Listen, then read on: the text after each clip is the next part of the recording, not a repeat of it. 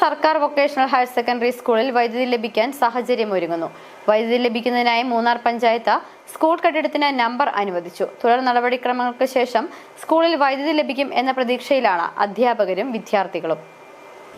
കഴിഞ്ഞ 20 ദിവസത്തിലധികമായി മൂന്നാർ സർക്കാർ vocational higher secondary സ്കൂളിലെ 120ഓളം വിദ്യാർത്ഥികൾ വൈദ്യുതിയും വെള്ളവുമില്ലാതെ ദുരിതമനുഭവിക്കുകയാണ്.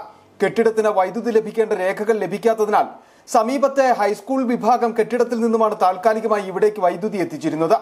അടുത്തിടെ കൊല്ലത്ത് വൈദ്യുതി ആഘാതമേറ്റ് വിദ്യാർത്ഥി മരിച്ച സംഭവമുണ്ടായതിനെ തുടർന്ന് സംസ്ഥാനത്തുടനീളം സ്കൂളുകളിൽ സുരക്ഷാ പരിശോധന നടത്തിയിരുന്നു. ഇതേ തുടർന്നാണ് ഹയർ സെക്കൻഡറി വിഭാഗം കെട്ടിടത്തിലേക്കുള്ള താൽക്കാലിക വൈദ്യുതി ബന്ധം വിച്ഛേദിച്ചത്. വൈദ്യുതി ഇല്ലാതായതോടെ അധ്യാപകരും വിദ്യാർത്ഥികളും പ്രതിസന്ധിയിലായി. ഇതിൽ പ്രതിഷേധം നിലനിൽക്കെയാണ് വൈദ്യുതി ലഭ്യമാക്കാനുള്ള കെട്ടിടത്തിന് മൂന്നാർ ഗ്രാമപഞ്ചായത്ത് നമ്പർ അനുവദിച്ചു നൽകിയത്. 172/1 എന്ന നമ്പറാണ് പഞ്ചായത്ത് അനുവദിച്ചു നൽകിയത്. ഈ നമ്പർ പ്രകാരം വൈദ്യുതി ലഭിക്കുന്നതിനുള്ള തുടർ നടപടികൾക്കായി അധ്യാപകർ ബന്ധപ്പെട്ടവർക്ക് അപേക്ഷ നൽകും. തുടർ നടപടിക്രമങ്ങൾക്ക് ശേഷം സ്കൂളിൽ വൈദ്യുതി ലഭിക്കുമെന്ന പ്രതീക്ഷയിലാണ് അധ്യാപകരും വിദ്യാർത്ഥികളും. City vision, Munnar.